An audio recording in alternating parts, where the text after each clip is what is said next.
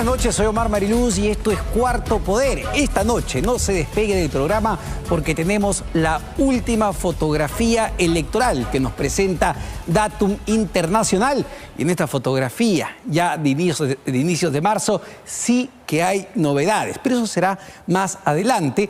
Lo que les vamos a contar ahora es algo que estamos viviendo en todo el país, en diferentes regiones del Perú, pero sobre todo en Lima, la escasez de gas natural. También lo que estamos viendo con el precio del GLP y de las gasolinas. ¿Por qué? La deflagración ocurrida en Megantoni, Cusco, con el ducto de TGP, transportadora de gas del Perú, que moviliza el gas natural, está afectando a los peruanos, a los ciudadanos y poniendo en jaque la actividad productiva de todo un país. Diana Falcón nos lo cuenta en el siguiente reportaje.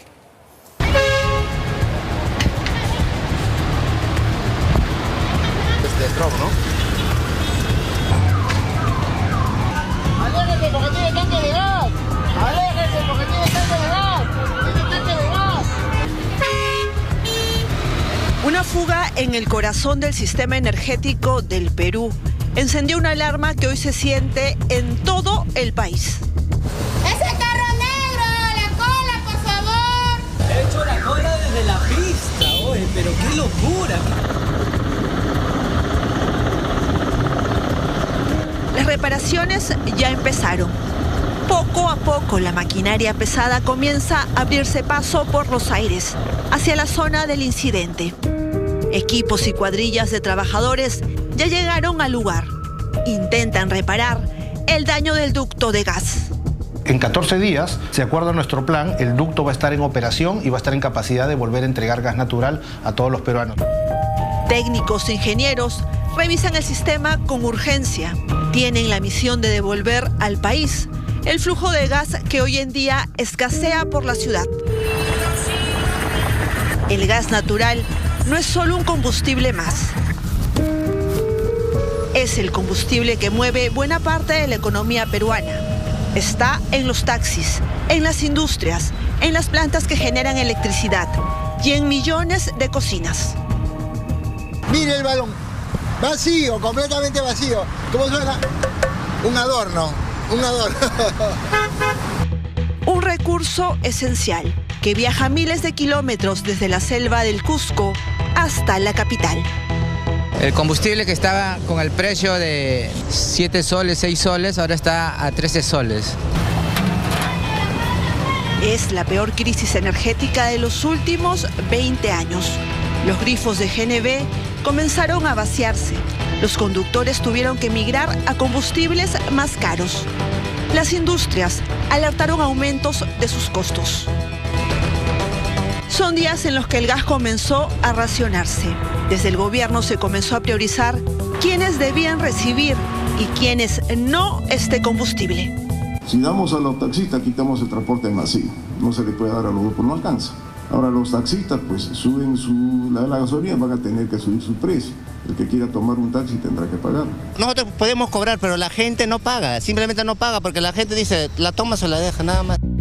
Ha transcurrido una semana desde que esta deflagración en el ducto de gas natural de Megantoni en el Cusco, operado por la empresa TGP, transportadora del gas del Perú, interrumpió uno de los flujos energéticos más importantes del país.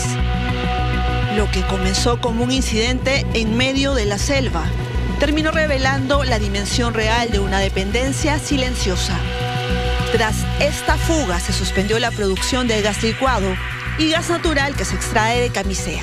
Es decir, estamos sosteniéndonos con reservas estratégicas, aquellas que por ley deben garantizar apenas 15 días de abastecimiento ante una emergencia. Yo vengo de Vía María, no hay gas por allá y mira, estoy desde las 7 de la mañana. Me he ido a San Juan a buscar gas y no había, me han dicho que acá. De acá vengo desde las 7:30 y recién son las 11 y ni paso, mira. Yo vengo de San Juan de Miraflores, pero vengo desde San Juan hasta acá Vía Salvador para ponerme gas porque no hay gas, pero en todos lados, no hay gas. Y eso le perjudica a todos porque nosotros tenemos que llevar cosas a la casa, un plato de comida. Hace 5 días el objetivo principal de miles de mototaxistas en Lima Sur es conseguir gas licuado de petróleo para sus vehículos. Es por eso que aquí en la avenida Pastor Sevilla se forma una extensa fila que da la vuelta a toda la manzana. Para miles de mototaxistas de Lima, el impacto fue inmediato. Acostumbrados a trabajar con el combustible más barato, el gas natural por el que pagaban 2,90 soles por metro cúbico, de un día para otro aumentaron su gasto a 12 soles por gas licuado de petróleo. Este es el lado, la paralela del otro lado. Ah, mira, acá se puede... Mira, ahí están las motos, ve. Ah, toda la vuelta dan. Ah, tienes razón. Sí, están todas las... Y no empieza ahí, No, recién donde empiece el gas, pero donde termina ahorita no sé. Ojalá que alcance, Pepe, son más de 100 motos. Creo que soy la moto número 200. Nos han dicho que de aquí no va a haber como 2 días seguidos. ¿Quién le ha dicho eso? Los propietarios de los grifos. Es un problema. Ajá. Yo también vivo el día a día. Tengo 2 hijos en la universidad y 3 en el colegio.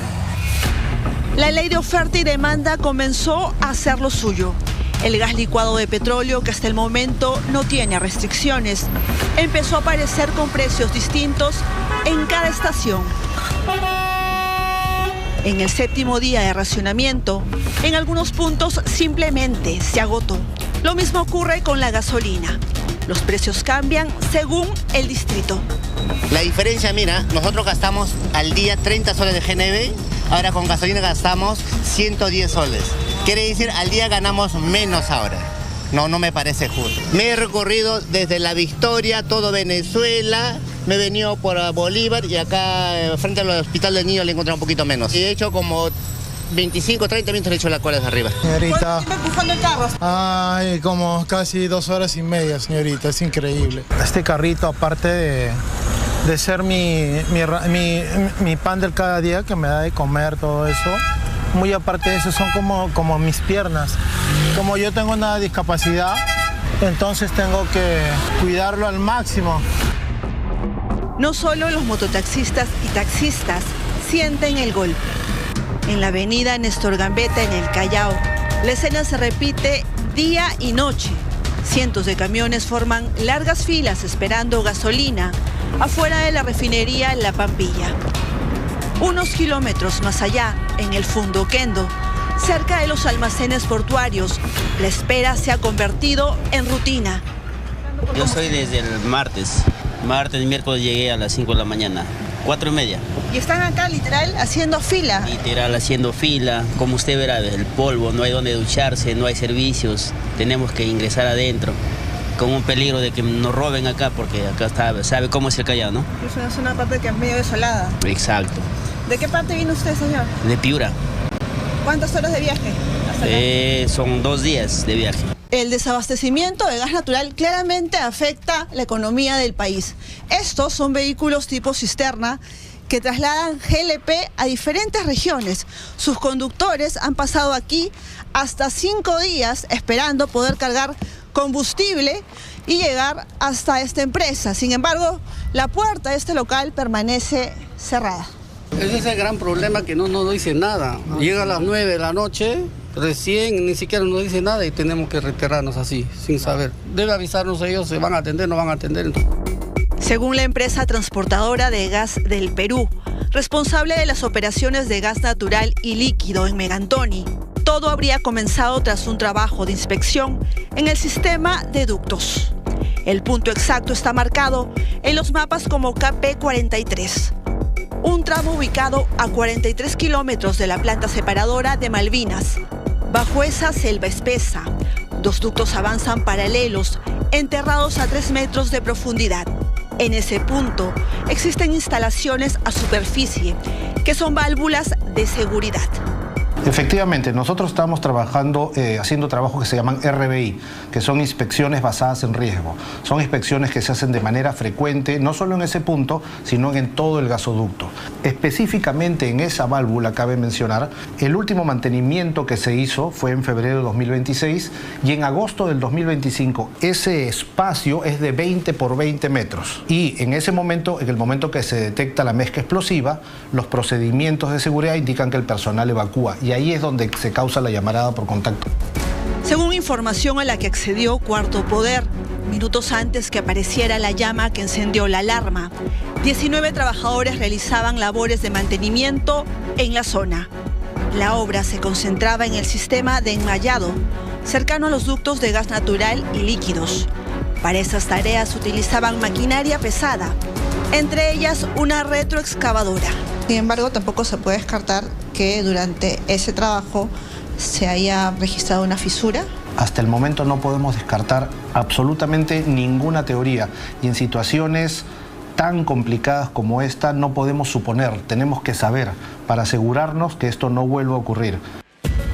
El problema de esta crisis energética no empezó con la fuga, viene de mucho antes. Desde que se diseñó el sistema de camisea, el Perú apostó por una sola arteria para transportar el gas. Un solo ducto, un solo camino. Nunca se construyó un ducto de redundancia, es decir, un segundo tubo capaz de asumir el flujo cuando el primero falle.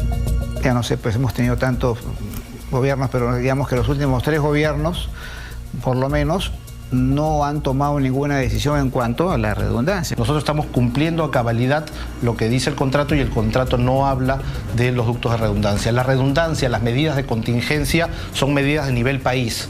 El Ministerio de Energía y Minas deberá en su momento determinar cuáles son los mecanismos para evitar este tipo de contingencia. Desde el propio Ministerio de Energía y Minas llega una admisión incómoda. El país no estaba preparado para una emergencia como esta. Obviamente ha ocurrido un evento en el cual no hemos estado preparados para poder responderlos. Tenemos algunos mecanismos para poder atender la emergencia y hacer racionamientos. La posibilidad de que algo así ocurriera nunca fue un secreto. El riesgo siempre estuvo ahí. Cuarto Poder lo advirtió hace 6 años. En ese entonces, Aurelio Ochoa, especialista en hidrocarburos, alertaba lo que podía ocurrir. O un terremoto, ¿no es cierto?, en la selva, entonces una falla geológica que rompa, entonces reconstruir eso puede demorar mucho tiempo. Habría racionamiento eléctrico, tendríamos que utilizar, ojo, diésel en lugar de gas natural. El gasoducto sur tenía como objetivo construir una segunda gran vía para llevar gas natural y así fortalecer el único sistema masivo de distribución que tiene el Perú. El proyecto, adjudicado durante el gobierno de Ollantumala, tuvo un giro. En el año 2017, el contrato se canceló tras estallar el escándalo de Odebrecht.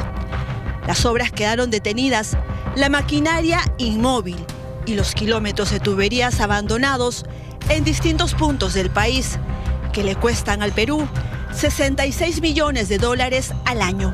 Según los expertos, la solución podría estar en una planta regasificadora. Vienen metaneros cargados de GNL, ¿no es cierto?, y pueden regasificarlo para después inyectarlo si es que hubiese una situación como la actual, ¿no? Entonces se reinyecta el gas y nuevamente estaría circulando el gas por la misma tubería, pero no tenemos ese regasificador. Lo cierto es que hoy la crisis ha llevado incluso al gobierno a tomar medidas polémicas y controversiales. Se dispondrá clases en modalidad remoto en todos los niveles educativos de Lima y Callao por 1 semana. Una crisis energética que no solo golpea al transporte, también alcanza aulas, las fábricas, los comercios, a toda la economía en general. De acuerdo a cálculos del Ministerio de Energía y Minas, queda 1 semana para que todo vuelva a fluir, para que esta onda expansiva no detenga al país.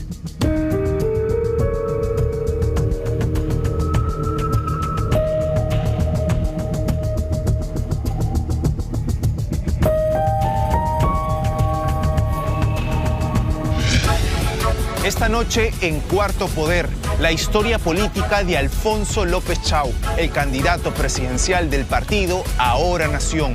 Luces y sombras del hombre que mantuvo en secreto su pasado en prisión y que hoy busca la llave de Palacio de Gobierno.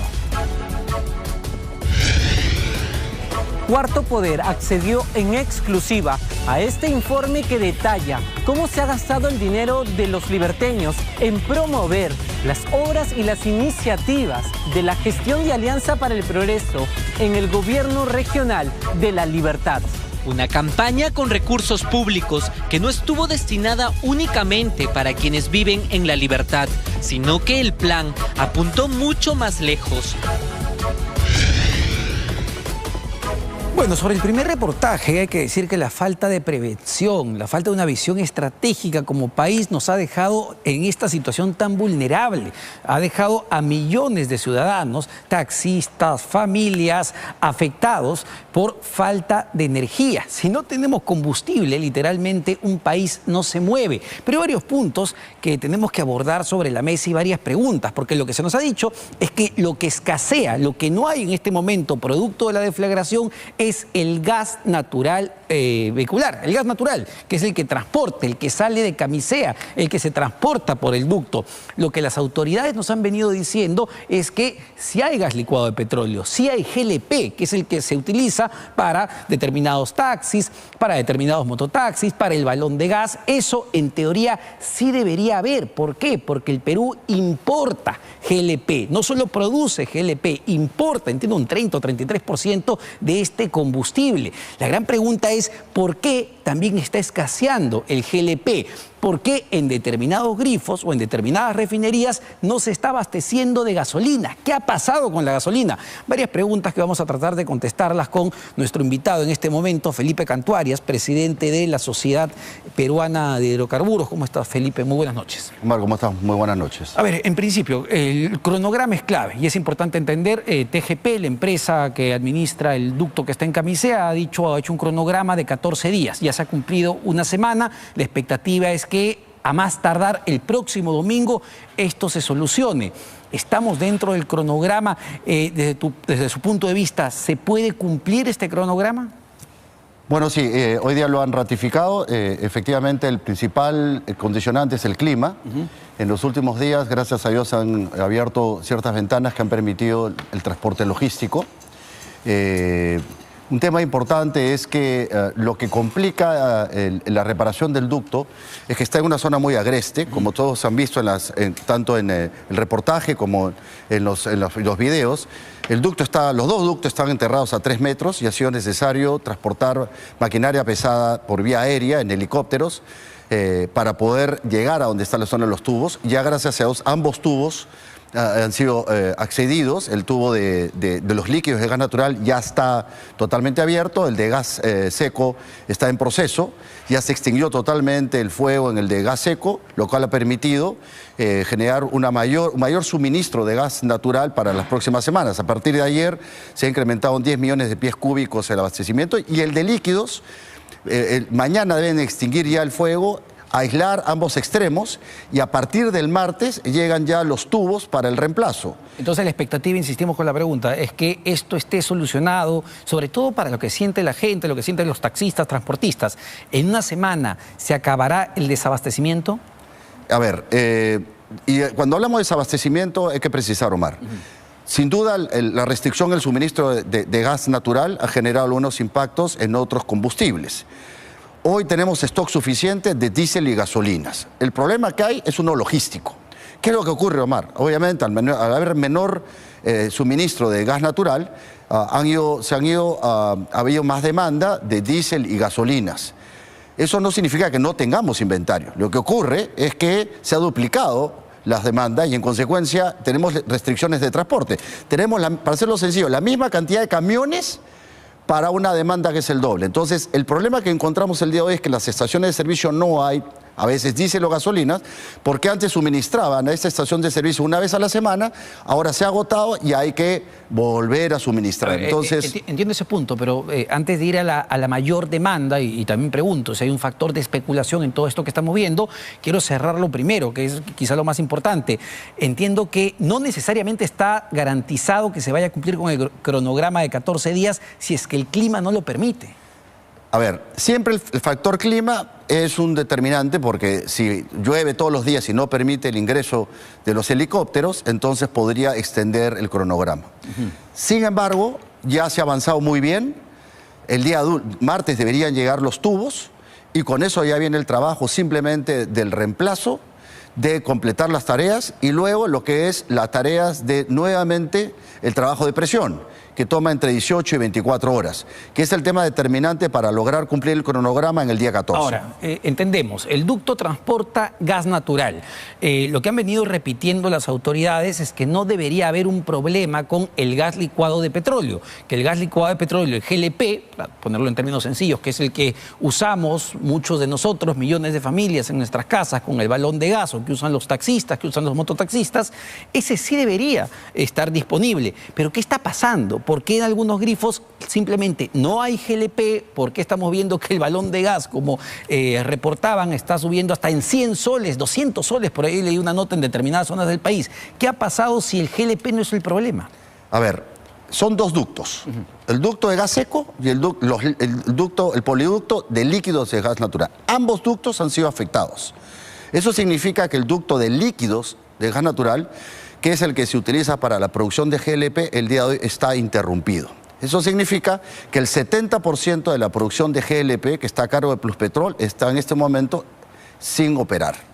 Entonces sí hay un tema de abastecimiento con el GLP. A ver, sí, pero en el caso de GLP, Pluspetrol, en la planta de fraccionamiento en Pisco, señaló el día 5 que tenía inventarios para 12 días.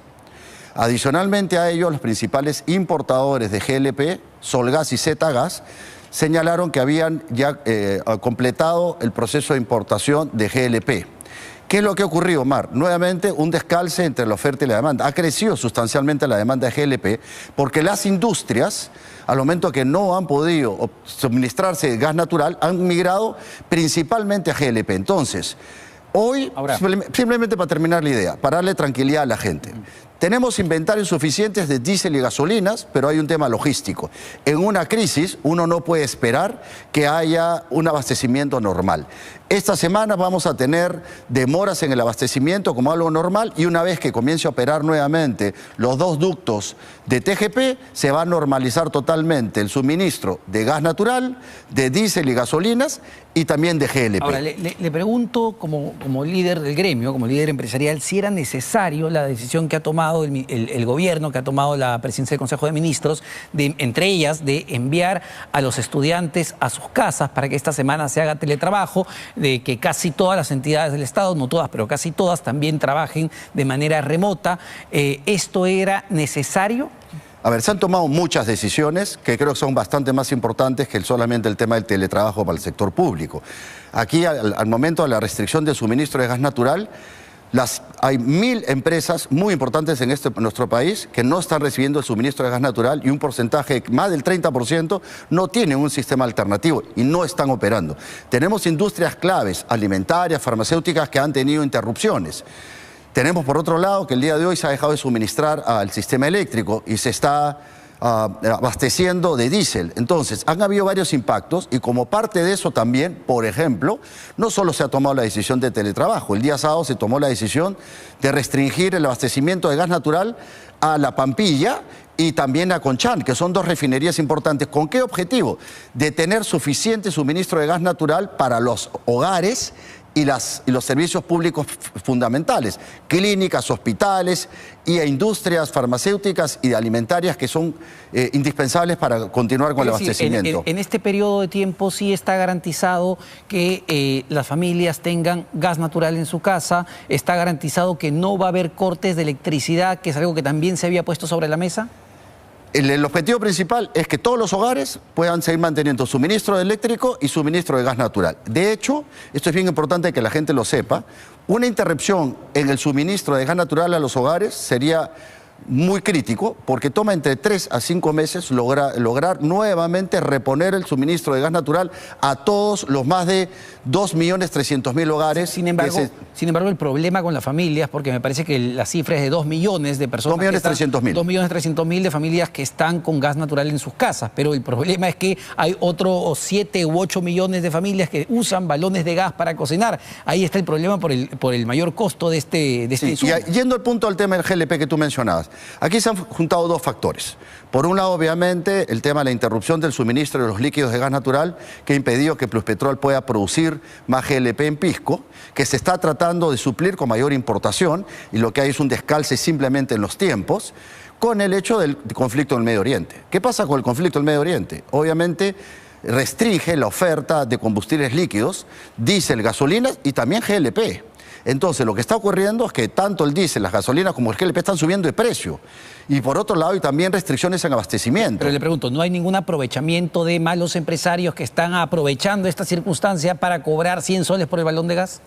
Definitivamente deben haber gente que se está aprovechando y por eso es muy importante el rol de Ocinermin y Indecopi para no solamente identificar, sino sancionar a toda esta gente inescrupulosa.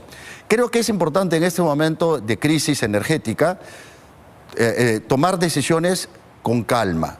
¿Qué es lo que está pasando? Hemos escuchado a algunas personas que han salido a decir que tenemos un problema de falta de inventarios de diésel y gasolina, lo cual no es cierto, generando alarma innecesaria.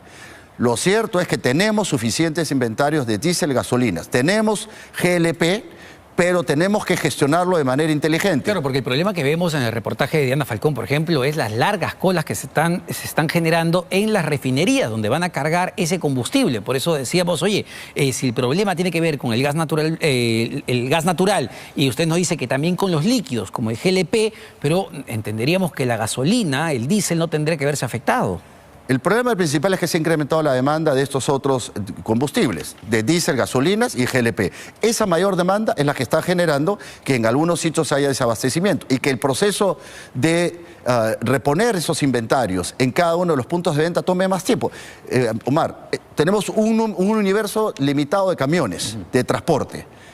Teníamos una cadena logística que el día de hoy se ha visto afectada porque hay el doble de demanda de esos productos. Entonces, esto está demorando. Esperemos que se solucione el problema lo antes posible, francamente, y antes del domingo. Muchísimas gracias a Felipe Cantuarias, presidente de la Sociedad Peruana de Hidrocarburos. Vamos a otro tema que tiene que ver con la campaña electoral y con uno de los candidatos a la presidencia de la República, César Acuña, que hasta hace algunos meses era el presidente del Gobierno Regional de La Libertad. César Acuña, antes de pedir la licencia de renunciar al gobierno regional para ser candidato, en su gestión aprobó unos fondos, aprobó que se contrate publicidad digital para promocionar justamente sus supuestos logros, los logros del gobierno regional de La Libertad, de la región, incluso fuera de La Libertad. El siguiente reportaje es de Alonso Dávila, que justamente encontró este informe. La estrategia de César Acuña no solo se libra en las calles, sino también en las pantallas, en las redes sociales. Obra como cancha. Lo que se desconocía hasta hoy es que antes de dejar su cargo como gobernador regional de La Libertad, el líder de Alianza para el Progreso dejó en marcha un plan de medios enfocado, según se señala, y a pocos días de su renuncia, a fortalecer su gestión en el mundo digital. Recuerda que yo soy empresario. Yo sé cómo generar recursos, cómo generar riqueza. Un proyecto para el que en principio se destinó $500,000 de soles de las arcas del gobierno regional. ¿Que la seguridad está floja? ¿Que no hay apoyo? ¡Ja! ¡Mira esto, papá! Una campaña con recursos públicos que no estuvo destinada únicamente para quienes viven en La Libertad, sino que el plan apuntó mucho más lejos, construir una narrativa, posicionar la gestión de Alianza para el Progreso a nivel nacional e internacional. Cuarto Poder accedió en exclusiva a este informe que detalla cómo se ha gastado el dinero de los liberteños en promover las obras y las iniciativas de la gestión de Alianza para el Progreso en el gobierno regional de La Libertad. El 13 de octubre del año pasado, César Acuña anunció que dejaría el gobierno regional de La Libertad. Su destino ya estaba trazado, la carrera por la presidencia de la República. El próximo año, Dios nos va a dar la oportunidad de gobernar el Perú. Antes de irse, sin embargo, algo más se puso en marcha. Un concurso público ya había comenzado a caminar. Se buscaba que una empresa especializada en medios digitales ayudara a posicionar la gestión del gobierno regional de La Libertad en Facebook, Instagram, YouTube y todas las plataformas que sean posibles. Gobierno regional de La Libertad, cumpliendo nuestro compromiso con la seguridad.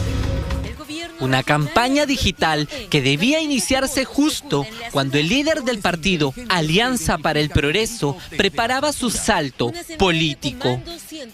Yo voy a ser el presidente de los jóvenes del Perú. El pedido que se estableció para la agencia llama poderosamente la atención. Las bases para promocionar la gestión eran claras. En ellas se estipulaban los criterios de segmentación obligatorios. Aquí se indicaba que se debía agregar necesariamente la región Lima, La Libertad y las principales ciudades del Perú. Un posicionamiento mediático que comenzó a ejecutarse justo a inicios de una campaña electoral en la que César Acuña aspira a ser el próximo presidente del Perú. Una campaña de posicionamiento que no se financia con recursos privados, sino con dinero del Estado.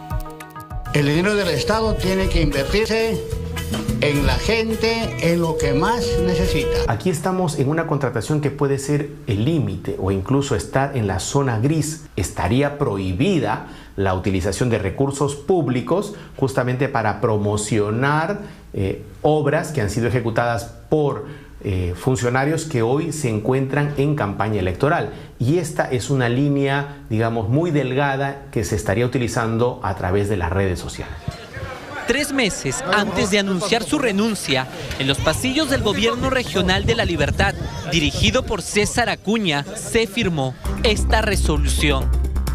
Un documento que daba forma a un comité de selección encargado de poner en marcha un concurso público. El objetivo, contratar el servicio de planificación y ejecución de campañas digitales en redes sociales para visibilizar la gestión regional. Evidentemente aquí hay un maquillaje, hay una forma muy sutil de poder sacarle la vuelta a la norma y utilizar fondos públicos de todos nosotros para promocionarse en otras regiones, en este caso en la región Lima. Ese TikTok se hace viral, ¿ah? ¿Qué podemos grabar? Voy a ser más famoso. Entonces. La consigna era concreta, que el trabajo se asume eficiente a pesar de las cifras y hechos violentos. De César Acuña no se quedara únicamente en las oficinas del gobierno regional, sino que se multiplicara en el mundo digital, que se viera, que se compartiera, que se viralizara.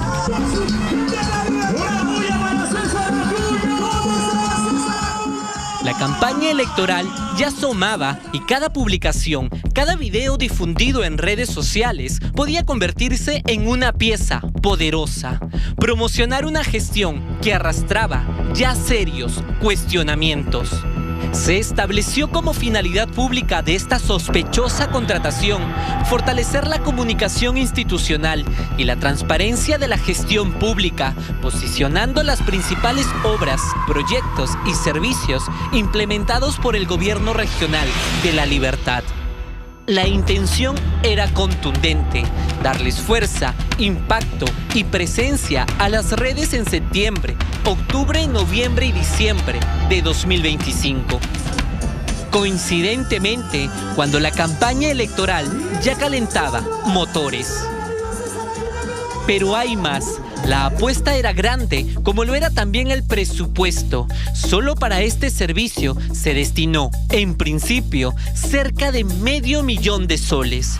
Un contrato en el que existe un ítem particular: el pago de pautas publicitarias, es decir, una inversión pública destinada, más que a informar, a posicionar.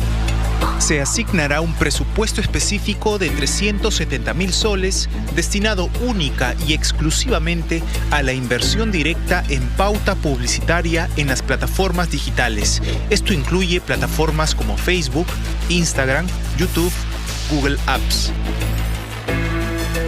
César Acuña renunció al cargo en octubre y días después se firmó este contrato que daba paso a la estrategia de posicionamiento en redes sociales. La empresa ganadora, GM Marketing Service SAC. Y en nuestra labor de fiscalización advertíamos que el señor Acuña renunció al gobierno regional el 13 de octubre del año 25 y el 16 ya había toda una estrategia, ¿no es cierto?, para poder generar algún tipo de publicaciones en redes sociales para visibilizar la gestión regional. El contrato se firmó en octubre. Para entonces, el plan ya no podía cumplirse a cabalidad, ya que había sido concebido para iniciarse desde septiembre. El tiempo jugó en contra. Ante ese escenario, el acuerdo se reestructuró. Se redefinieron los plazos y el presupuesto a la mitad. Se determinó que la estrategia digital se aplicaría únicamente en noviembre y diciembre de 2025. El gobierno regional La Libertad. César Acuña salió del poder, pero dejó esta maquinaria digital para promover prácticamente su gestión en redes. El gobierno regional La Libertad. Desde aquel entonces, este tipo de anuncios y videos aparecieron en Instagram, en Facebook y en YouTube. Eran videos de las principales acciones de la región La Libertad. Mientras César Acuña anunciaba su candidatura presidencial, estos videos circulaban en redes sociales y se viralizaban a nivel nacional.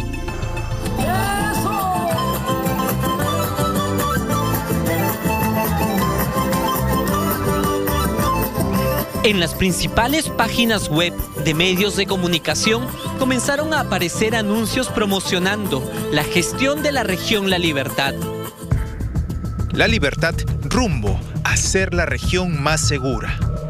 Dinero de los liberteños convertido en estrategia digital. Dinero que no se destinó a obras, sino a alimentar una campaña de imagen. Cuarto Poder accedió en exclusiva a este reporte, el último informe entregado por la empresa encargada del plan digital. En el documento se detalla los alcances, las métricas, el dinero invertido y sobre todo el impacto de cada uno de los videos producidos por el área de imagen del gobierno regional. La estrategia duró exactamente 47 días y únicamente en la pauta digital, es decir, en la inversión destinada a promocionar cada publicación, se gastó diariamente 5.286 soles, lo que hizo un total de 185.000 soles.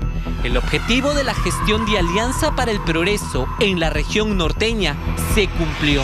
El alcance geográfico incluyó Lima Metropolitana, La Libertad y otras regiones del país. La mayor parte de la inversión en pauta digital se concentró en redes sociales. En Facebook y en Instagram se destinaron 118.800 soles, es decir, aproximadamente el 60% del presupuesto total de promoción. En YouTube, la inversión alcanzó los 59.700 soles, mientras que el monto restante, alrededor de 6.500 soles, se destinó a motores de búsqueda con el objetivo de ampliar el alcance. ¿Y el alcance, digamos, de estas campañas iban a ser para La Libertad y a nivel nacional? No lo sé, tendrías que verlo en el TDR. A ver, lo que yo te puedo decir es lo que es público. Todo lo demás lo puedes pedir por transparencia a la institución. De contratación. Las reacciones y el alcance podían contabilizarse semanalmente. Algunos de los videos difundidos dentro de esta estrategia lograban cifras bastante altas en redes sociales. En varios casos superaban los 3 millones de interacciones y alcanzaban más de 2 millones de visualizaciones. Un ser humano que es valorado y admirado, se siente feliz. Pero lo más bonito de la vida es que te admiren. A inicios de una campaña electoral, la gestión regional de César Acuña dejó el camino listo para una campaña de difusión masiva en plataformas digitales, financiada con recursos del Estado.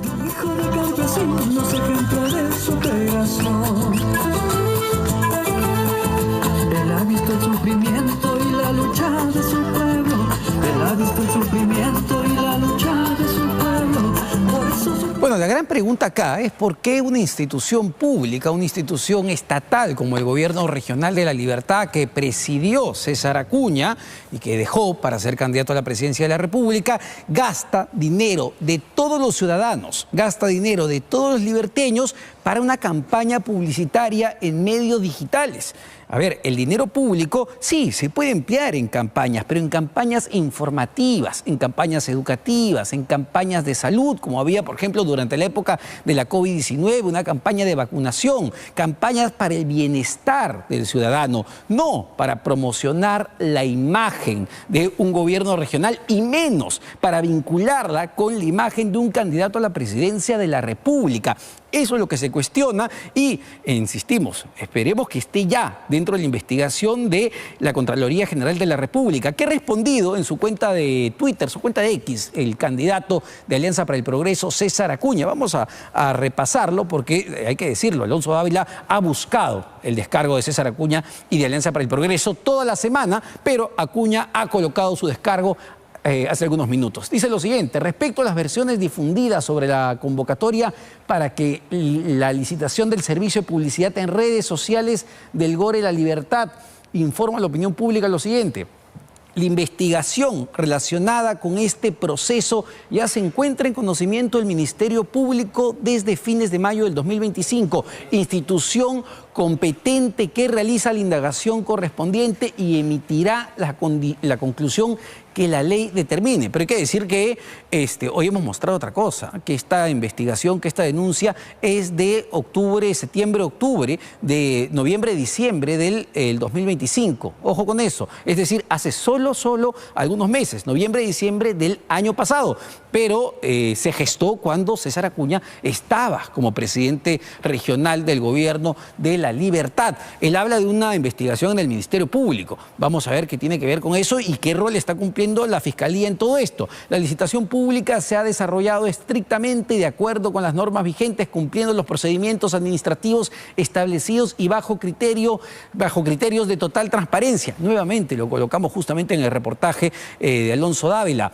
El problema es que nos movemos en los grises, no, nos movemos siempre al límite para una campaña publicitaria de un gobierno regional a nivel nacional, incluso internacional, de hoy alguien que es candidato a la presidencia de la República con plata, insistimos, de los impuestos de todos los peruanos. Y hay que decir algo, hay que decir algo porque había justamente una publicidad de que La Libertad va camino a ser la ciudad más segura, la región más segura. La Libertad es, y esto con cifras concretas, es hoy por hoy una de las regiones más inseguras del país. Es donde el crimen, la extorsión, la minería ilegal simplemente se han desatado y han operado totalmente a sus anchas. Y esto ocurría cuando César Acuña era gobernador regional de La Libertad y en realidad fue uno de los gobernadores que más tiempo libre se tomó, entre vacaciones, licencias, 145 días fuera de justamente sus funciones. Vamos, lo que habíamos anunciado y lo que todos esperaban, la última encuesta, la fotografía que nos presenta el día de hoy Datum Internacional, para ver qué movimientos han habido, porque hoy sí hay movimientos, hoy hay nuevos números que vamos a presentar en instantes y para eso hoy estamos con Urpi Torrado, gerenta general de Datum Internacional. Urpi, ¿cómo estás? Muy buenas noches, Omar. Urpi, veamos como ya cada domingo la última encuesta, la fotografía. Vamos con la fotografía inicial que nos han presentado el día de hoy y analizamos sobre esto. Y ahí está, intención de voto por candidato para las elecciones presidenciales. Interesante, Keiko Fujimori de Fuerza Popular sube al primer lugar con 10.7. Rafael López Aliaga, que se mantenía puntero por varias semanas, vemos en esta fotografía que nos presentan el día de hoy que baja a un segundo lugar con 10%. Alfonso López Chau, de Ahora Nación, va a un 5.5% en un tercer lugar. Muy cerca, César Acuña, Alianza para el Progreso, con 5.2%. Carlos Álvarez, vemos que va perdiendo un poco de terreno y se posiciona en un quinto lugar, Carlos Álvarez, con 5%. Y Wolfgang Grosso, de Integridad Democrática, con 4.2%. Por favor, Urpi, ¿qué estamos viendo acá? Antes de que sigamos, es importante mencionar que el margen de error de esta encuesta es de 2.5. Hemos hecho 1.500 encuestas a nivel nacional, encuestas presenciales en urbano y rural, y ese margen de error nos permite decir que estas diferencias entre el 10.7 y el 10 no son diferencias significativas, es decir, estamos frente a un empate estadístico por el primer lugar, los dos candidatos la están peleando, pero claramente vemos que Keiko Fujimori ha mantenido una tendencia positiva. En las últimas 2 mediciones ha crecido, poco, pero ha crecido, y en el caso de López Aliaga es la primera vez que registra una caída, es su nivel más bajo desde que comenzamos a medir la intención de voto en diciembre. Es decir, si queremos usar términos más exactos para analizar esta fotografía, podemos decir que en el primer lugar hay un empate técnico entre Keiko Fujimori y Rafael López Aliaga. Luego vamos a ver las tendencias que son importantes, e incluso podríamos decir que en el segundo lugar hay un triple empate técnico entre Alfonso López Chao, César Acuña y Carlos Álvarez. Así es. Bueno, técnicamente vendría a ser el tercer lugar, ¿no? El empate estadístico, y entre estos 3 candidatos igual están en el rango del empate. Sin embargo, vemos un López Chao que viene estable, es decir, está con un voto consolidado y podríamos decir que es por lo menos tiene una posición sólida. César Acuña vemos que ha tenido o ha registrado una subida, y lo vamos a ver de repente más adelante, pero principalmente por esta campaña y este trabajo que está haciendo en redes sociales, que creo que va un poco enlazado con el reportaje anterior. Y luego sí, Carlos Álvarez, si bien nuevamente la diferencia no podemos decir, o sea, todavía está dentro del margen de error, pero pareciera una tendencia a la baja porque cae respecto a la anterior medición, que fue hace 15 días. Y en el caso de Wolfgang Grosso sí vemos un crecimiento. Hace 15 días, precisamente en Cuarto Poder, detectamos que había saltado del grupo de otros a posicionarse con 1.4 y ahora de 1.4 crece a 4.2. Es decir, una de las grandes sorpresas que trae esta encuesta sería Wolfgang Grosso. Wolfgang Grosso pasa de un 1.4 a posicionarse con 4.2%. Es el candidato que más ha crecido, digamos, en todos estos movimientos. Ahora, veamos justamente las tendencias que son importantes para analizar, pero antes de las tendencias continuamos con la lista total de candidatos. Johnny Lescano, de Cooperación Popular, con 2.6%. Mario Vizcarra ha perdido ya en esta fotografía bastante terreno, de Perú Primero, con 2.3%. Roberto Sánchez, Juntos por el Perú, que ya venía posicionándose, pero me parece que él no se ha movido tanto, con 1.9%. George Forsyth, de Somos Perú, con 1.8%. Ricardo Belmont, del Partido Cívico Obras, con 1.4%. Y José Luna Gálvez, de Podemos Perú, con 1.3%. A ver qué más tenemos. Otros candidatos, ya 9.6%. Vemos que acá también empiezan a haber reducciones interesantes que vamos a analizar. Ninguno blanco viciado, 23%. No sabe, 15.5%.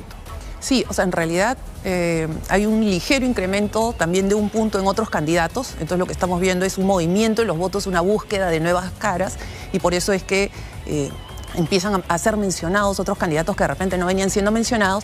Y en el caso de los que llamamos indecisos, la suma del blanco viciado con el no sabe, hoy día es 38.5, era 40.4. Hay una ligera disminución. Entonces, gran parte del movimiento que hemos visto se explica no por la disminución de los indecisos, sino por el mismo movimiento o por la misma volatilidad que hay en el voto, por la poca seguridad que en la encuesta que presentamos en Cuarto Poder hace 15 días, 37% estaba muy seguro de su voto. ¿Qué quiere decir? Que había otro porcentaje de gente que podía mover su voto, y eso es lo que ha pasado, que los que ya habían o ya estaban decididos por un candidato han movido su voto. Es decir, y esto es interesante, los que todavía no saben por quién votar, no ha disminuido de manera considerable, eso puede cambiar la fotografía de un momento a otro, más bien lo que se ha movido es que los que ya habían elegido a alguien han decidido cambiar su voto. Esa es una conclusión interesante. Vamos a analizar por edades para ver dónde tiene más fuerza cada uno de los candidatos. Y aquí está el cuadro Urpi, de 18 a 24, 25 a 34, 35 a 44, 45 a 54 y los mayores de 55 a 70. ¿Qué novedades vemos en este cuadro? Sí, lo más importante de este cuadro es mirar el voto. Si vemos, Wolfgang Grosso es el candidato que más votación tiene en los jóvenes de 18 a 24, tiene 12%. Entonces, su crecimiento en la intención de voto, este 4.2 que registra esta encuesta, se explica por el voto joven. Si vemos, a medida que van avanzando las edades, generacionalmente va disminuyendo el voto. O sea, es un voto y es un candidato que de repente ha surgido y ha saltado por las redes sociales. Y lo mismo vemos en el caso de César Acuña. Es un candidato que últimamente ha estado trabajando muy de cerca con influencers, que son grandes influenciadores del voto joven. Entonces, también, y lo vemos ahí, ¿no? 10.8 y Wolfgang Grosso 12.4. Y se ve claramente reflejado, ¿no? Entonces César Acuño tiene un electorado que es principalmente gente joven y el norte, y Wolfgang Grosso gente joven y, digamos, Lima. ¿Y qué estamos viendo? ¿Dónde está el bolsón fuerte de Keiko Fujimori? En las personas que probablemente vivieron gran parte de los años de Alberto Fujimori, del fujimorismo, ¿no? De las personas, el más fuerte es las personas de 45 a 54 años, gente que eran de repente jóvenes o niños en la época de la hiperinflación. Entonces ese recuerdo del fujimorismo está y se extiende un poco a la gente inmediatamente inferior de 35 a 44 años. Y en el caso de López Aliaga está en el grupo de 25 a 34 y de las personas mayores de 55. Ahora, Alfonso López Chau, que digamos, no ha crecido de manera significativa, mantiene su fuerza entre también las personas de 45 a 54, entiendo, ¿no? 7.8%. Sí, pero no vemos las diferencias tan grandes como, por ejemplo, en el voto de Keiko Fujimori, ¿no? Entre 13 y 6.7, o sea, acá es más homogéneo. Es más homogéneo el voto de López Chau. Ahora, vamos a ver el siguiente cuadro, porque era interesante las comparativas en las regiones. Antes de pasar esto, ahí están las tendencias. Ahí están las tendencias, y esto es bien interesante porque efectivamente, ¿no? Uno habla de empates estadísticos, pero muchas veces lo que hay que analizar es cómo va la tendencia de determinado candidato y, digamos, en la punta hay un cambio en la tendencia. Claro, claramente, digamos, es el nivel más bajo de López Aliaga. Y es una, además, no es una caída pequeña, sino es una caída de 3 puntos en relación, si lo comparamos con otros movimientos que hay en la intención de voto, ¿no? Como por ejemplo, en el caso de López Chau, que va de 5.7 a 5.5, no podríamos realmente hablar de una caída, mientras que en el caso de López Aliaga sí, claramente hay una disminución. Y ahí te pregunto, ¿cuál es la factura que está pagando Rafael López Aliaga? Tiene que ver, y lo conversamos la última vez, hace 2 semanas, tiene que ver con todo el proceso de censura y salida de José Gerí y que Perú Libre haya llegado al poder con José María Balcázar. Efectivamente, nosotros hemos preguntado a la gente si cree que José Gerí era sospechoso de actos de corrupción, y la gente sí cree que estaba, digamos, involucrado en algo. Sin embargo, la gente sí quería que se quedara hasta 28 de julio porque faltaba muy poco tiempo, ¿no? Entonces, claro, no solamente digamos, el apoyo a la censura, sino que todo el enfrentamiento que generó y toda la controversia que se generó en esos días, de alguna manera le pasa la factura. Ahora, antes de ir al Senado, que es interesante para ver cómo se va a componer justamente este órgano en el Congreso de la República, un dato interesante haciendo las comparaciones con la última encuesta, la de hace 2 semanas, a nivel de la zona geográfica. Y un dato clave para Rafael López Aliaga, y que entiendo explica esa tendencia a la baja, es que pierde parte del electorado que tenía en Lima y Callao. Rafael López Aliaga en la última encuesta tenía 22% en Lima y Callao. En esta última encuesta baja de 22% a 15.4%. Es una caída de 7 puntos. Exactamente, y Lima es una tercera parte de los electores, entonces sí se refleja en el total nacional, ¿no? Cuando de repente lo pierdes en otra región más pequeña, como puede ser el Oriente, de repente no se siente tanto. Pero una pérdida de 7 puntos en Lima es significativa. Y no solo en Lima, también baja en el sur. López Aliaga, digamos, tenía un porcentaje interesante de 11.3 en el sur del país hace 2 semanas, y en la última encuesta que nos presentas tiene 7.3%. Es decir, los golpes han venido principalmente por Lima y Callao, la tercera parte del electorado, pero también en el sur del país. Claro, con la diferencia que en Lima todavía sigue liderando López Aliaga, mientras que en el sur pierde liderazgo y hoy día, bueno, pasa López Chau a tener el liderazgo en el sur. Ahora, vamos a este cuadro que tiene que ver con la composición del Senado. ¿Por cuál partido votaría para elegir senadores a nivel nacional en las próximas elecciones de abril del 2026? Que va a ser clave porque el poder que va a tener el Senado va a ser sumamente importante. Y lo vemos, ¿no? Fuerza Popular 8.1, Renovación Popular 6.3, Alianza para el Progreso 5.8, Somos Perú 4.1, Juntos por el Perú 3.9 y Podemos Perú 2.8.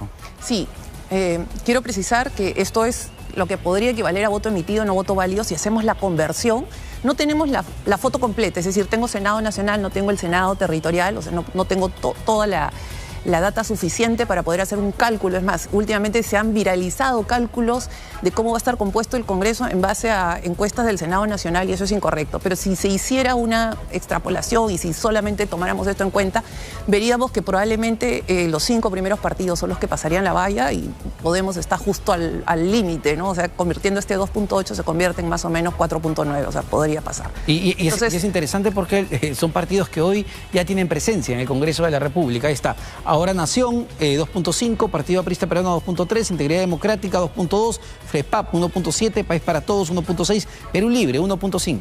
Y acá es importante, en la lámina anterior teníamos, por ejemplo, a partidos donde el candidato presidencial no tiene mucha votación, pero, por ejemplo, Somos Perú sí tiene una votación importante para el Senado Nacional, pero en este caso, por ejemplo, estamos viendo partidos como Ahora Nación o como Integridad Democrática, que sus candidatos a presidente tienen una votación importante, estamos hablando de López Chau y de Wolfgang Grosso, pero sus listas al Senado tienen muy baja votación, entonces estamos hablando de candidatos que potencialmente podrían llegar a la presidencia, pero que tendrían de repente una bancada muy pequeña o de repente hasta no tendrían representación. Y hay una conclusión clave de ese cuadro. Vamos a tener un Congreso nuevamente sumamente fragmentado y un presidente que va a tener que negociar con el Congreso de la República porque no va a tener mayoría. Vamos a ese cuadro. Si este domingo se realizaran las elecciones presidenciales y se presentan los siguientes candidatos, ¿por cuál de ellos votaría usted para elegir al presidente de la República? Esto es interesante porque los blanco viciado y ninguno pasa de 36% en la primera mitad de diciembre del 2025 a 23%. Y los que no sabe se mantienen, ¿no? Más o menos de un 15 a un 16%, Urpi. Claro, lo que estamos viendo es que el grupo de no sabe se mantiene, se reduce los que votan blanco y nulo en el tiempo. Con respecto a hace 15 días sí se mantiene, o sea, esta es una diferencia prácticamente de un punto redondeando. Entonces, es lo que habíamos hablado al inicio. No estamos viendo una reducción significativa de los indecisos. O sea, todavía todavía vamos a seguir viendo movimientos. De repente, esta primera encuesta es como que se rompe la inercia y empieza la campaña y los movimientos van a seguir en la medida que estas personas se vayan definiendo. Y hay otro dato clave que nos presentabas en la encuesta anterior, que tiene que ver que muchos están esperando el debate para tomar una decisión.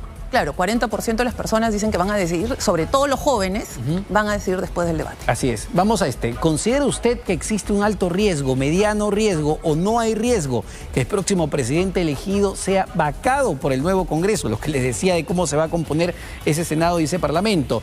A ver, los que dicen que hay alto riesgo, 49%. Es decir, entre los que creen que hay alto riesgo y los que creen que hay mediano riesgo, Urpi, estamos hablando de ¿cuánto? 50, casi 82%. Exactamente. La mayoría del país probablemente siente que como es riesgoso y que quien elijan no va a llegar o no va a completar su mandato, entonces pierde interés la elección. Por eso es que estamos viendo estos niveles de indecisos y que la gente no se decide, porque siente que su voluntad no va a ser respetada. Es decir, a ver, esto es preocupante, ¿no? Porque la gente ¿para qué voto por un presidente de la República si lo van a vacar, si creo que en cualquier momento va a salir? Claro, pero la otra parte es, bueno, dado que hay este riesgo de que lo vaquen, la responsabilidad es, lo importante es el Senado, lo importante son los diputados y tampoco vemos involucramiento ciudadano en esa campaña electoral. Así es, vamos ahora para ir terminando, Urpi, lo que tiene que ver con la popularidad de José María Balcázar. Hay que recordar, José Geri en su momento ingresó con un alto nivel de popularidad, más de 50% si la memoria no me falla, pero vemos que José María Balcázar ingresa con una desaprobación de 63%. Y una aprobación de 13% y un importante 24% de gente que no lo conoce, ¿no? A pesar de haber transcurrido ya algunas semanas desde el inicio de su gestión, todavía es desconocido por 1 de cada 4 peruanos. Bueno, ahí está, pues la insatisfacción de la gente. Evidentemente no le gusta para nada al presidente que ha puesto este Congreso de la República. La ficha técnica, Urpi, tamaño de la muestra, como decías, 1.501 encuestas. Grupo objetivo, hombres y mujeres de 18 a 70 años, pertenecientes a todos los niveles socioeconómicos, considerando zonas urbanas y rurales. Se hizo del 27 de febrero al 4 de marzo de este año y, como bien también señalabas, margen de error de más o menos 2.5%, con un nivel de confianza de 95%. Por eso todavía es muy complicado efectivamente hablar de una fotografía exacta y detallada, porque los márgenes son bastante pequeños. Igual hay que seguir midiendo para ver cómo evoluciona. Muchísimas gracias, Urpi, como siempre, gerente general de Datum Internacional. Vamos a una pausa, pero venimos para comentarles todas las novedades que se vienen esta semana con el decreto que dispone clases virtuales para todos los colegios desde el día de mañana. Entrevistaremos a la presidenta del Consejo de Ministros, Denise Miralles. En las listas de Fuerza Popular aparecen 28 candidatos al Senado y la Cámara de Diputados con sentencias firmes, condenas que van desde omisión a la asistencia familiar, delitos de corrupción de funcionarios, hasta uno de homicidio calificado en grado de tentativa. En sus filas también hay aspirantes con historias judiciales que en algunos casos no fueron consignadas en sus hojas de vida presentadas ante la autoridad electoral.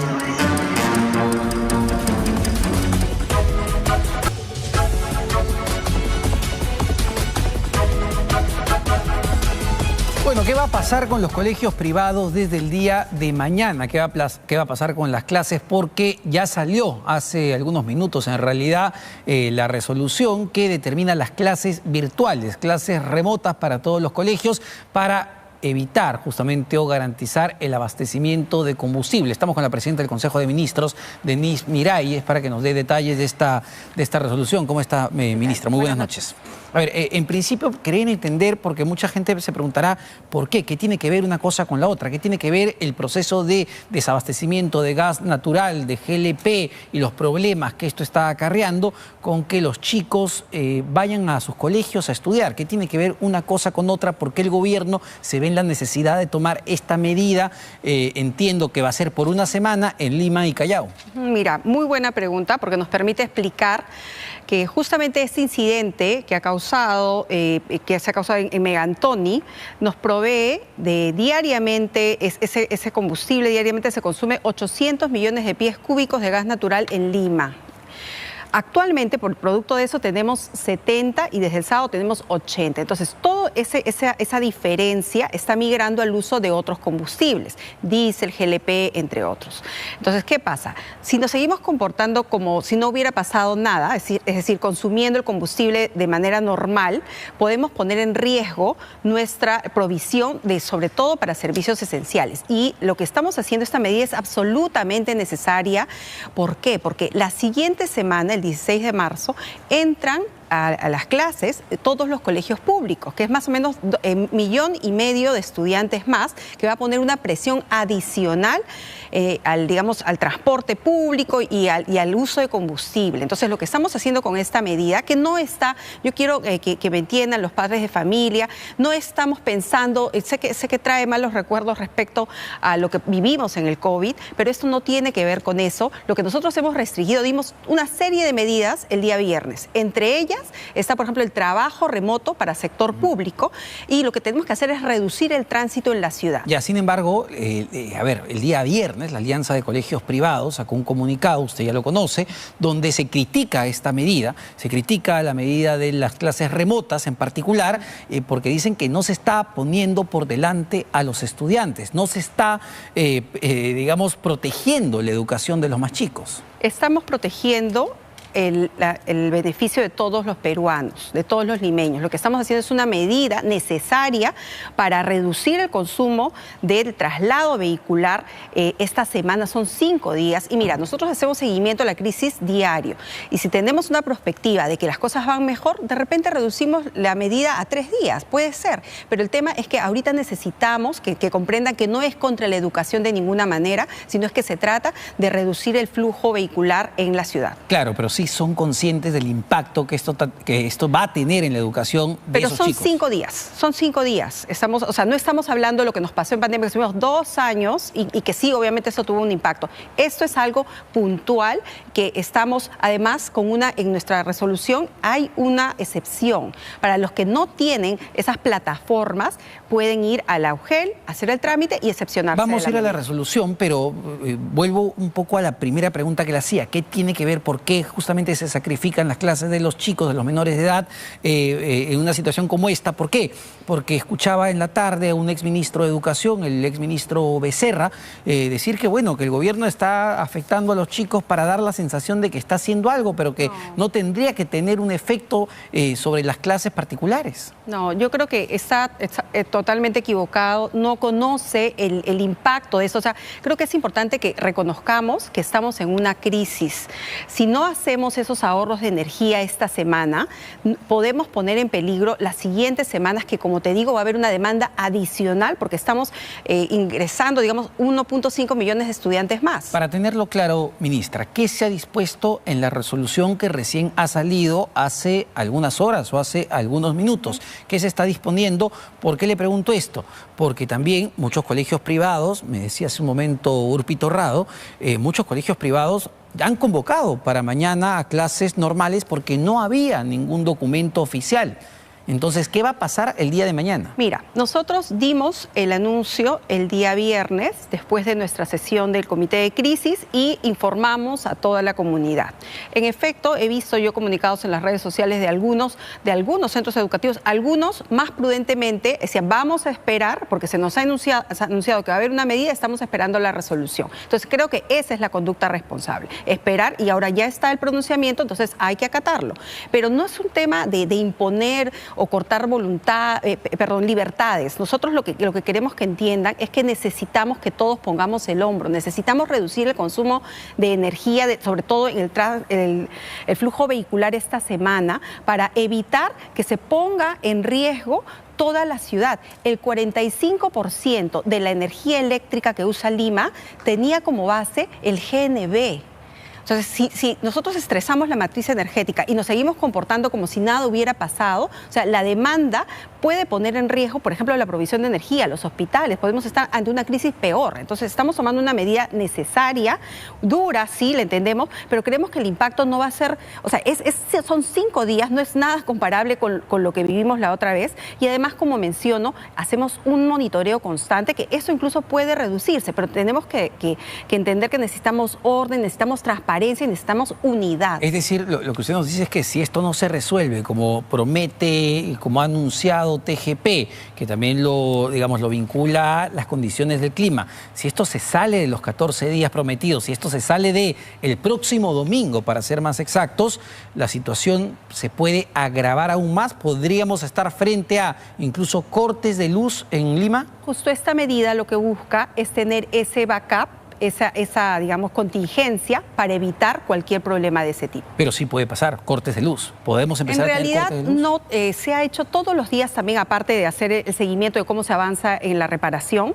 se hace el seguimiento de todo el stock que hay en los distintos combustibles, y tenemos el combustible suficiente. No es un riesgo, sin embargo, estamos tomando medidas preventivas. Le pregunto, todas las instituciones educativas, para volver a la resolución, todas las instituciones educativas están obligadas a acatar esa medida, tanto públicas, privadas, colegios, institutos, universidades. ¿De quiénes se trata? ¿A quiénes afecta? Sí, pero recuerda que todavía no comienzan las clases en los colegios públicos, entonces sí están obligados, pero tenemos una excepción. En el 3.4 de la resolución viceministerial existe la excepción de que aquellos centros educativos que no cuenten con plataformas para brindar estos servicios pueden hacer el trámite ante la UGEL, declarar que esas son las condiciones, y después seguro realizar la sustentación de eso y poder ser exceptuados de esta medida.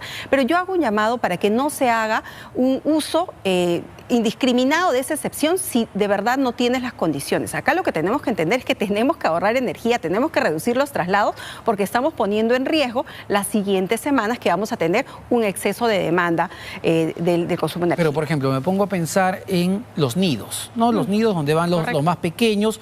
Muchas veces los papás llevan a sus hijos al nido y se van a trabajar, el papá y la mamá, eso pasa mucho. ¿Los nidos también están obligados? El nido, por ejemplo, los nidos es un buen ejemplo que podrían usar esa excepción, porque además la educación, las plataformas no están preparadas normalmente para ese nivel de estudios. Entonces, por ejemplo, si hacen ese trámite, podrían estar exceptuados, los nidos podrían funcionar físicamente. Pero tienen que hacer el trámite. Pero es una solicitud ante el UGEL y una validación posterior, pero por eso yo lo que invito es que se use responsablemente esa excepción.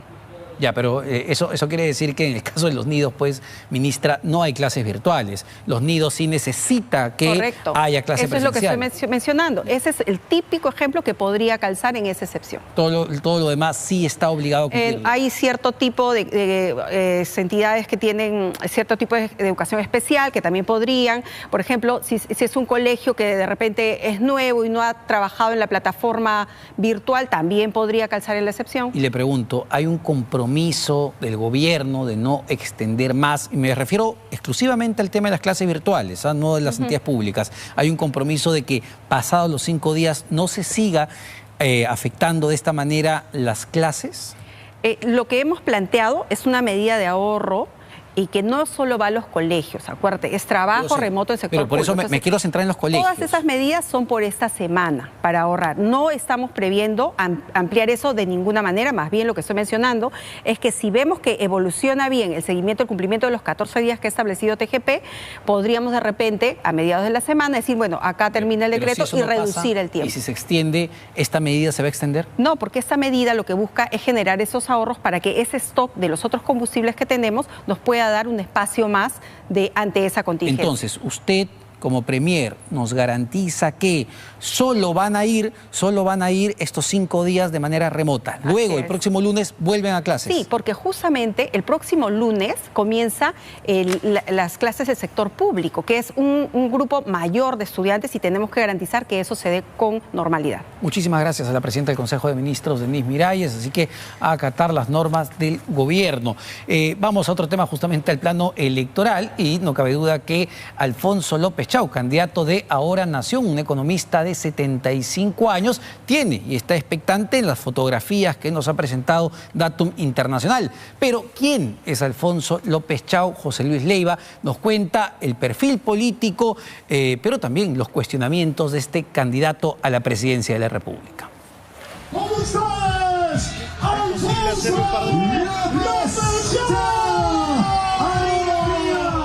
Alfonso López Chau, 74 años, renunció a su cargo como rector de la Universidad Nacional de Ingeniería, UNI, para entrar al terreno más impredecible de todos, la política peruana. Necesitamos los mejores regidores y alcaldes, los mejores gobernadores, los mejores diputados, los mejores senadores, los mejores presidentes de la República, los mejores empresarios, los mejores médicos, los mejores ingenieros. Necesitamos lo mejor de todo y el partido debe acoger a todos. Economista y profesor universitario por décadas. Y tú no estás en Renacit. Mira, ¿por qué no estás en Renacit? Bueno, ¿por qué no publicas artículos científicos como es el deber de un profesor universitario? Un profesor tiene que investigar. Porque no he querido. Te voy a decir. O sea, que no has querido cumplir con la obligación de la universidad. No es obligación. La universidad estás haciendo demagogia barata. La universidad tiene obligación. Demagogia barata. El derecho. Porque la ley, si fuera cierto lo que dices, para ser rector, ¿qué te piden? He cumplido con las normas para ser rector. Estamos hablando de... No. La historia política de López Chau no empieza ahora. Empezó en sus épocas escolares, cuando apenas tenía 15 años y se convirtió en un ferviente seguidor de Víctor Raúl Haya de la Torre. Desde su juventud tuvo vocación política, desde los 15 años. Él tuvo unos 5 años de militancia no formal, no partidarizada, con el aprismo de entonces. Luego él migra hacia la izquierda, como mucha gente, como muchos apristas de su generación.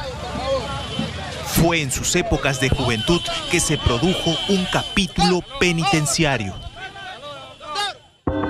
Dejó fuera de su relato político el encarcelamiento que vivió a los 19 años.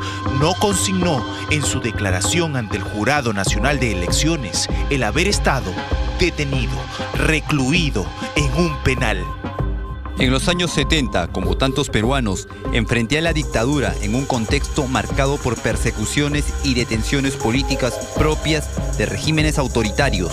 Por esa oposición democrática, fui privado de mi libertad. Meses después, fui amnistiado, como ocurrió con numerosos presos políticos de la época. La amnistía segura no solo le devolvió la libertad, dejó atrás las huellas de ese encierro al borrar de sus antecedentes el paso por una prisión. Yo le sugerí a Alfonso López Chao que él aclarara y dijera el tema de su prisión, porque yo lo sabía. Los primeros años del candidato.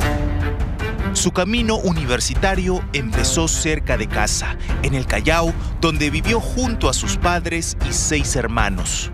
Trabajé a instancias y consejos de mi padre, fui ayudante de carnicería, empaquetaba, llevaba los paquetes de los clientes. Tras graduarse como economista, Alfonso López Chao viajó a México. Una beca le permitió continuar sus estudios de posgrado.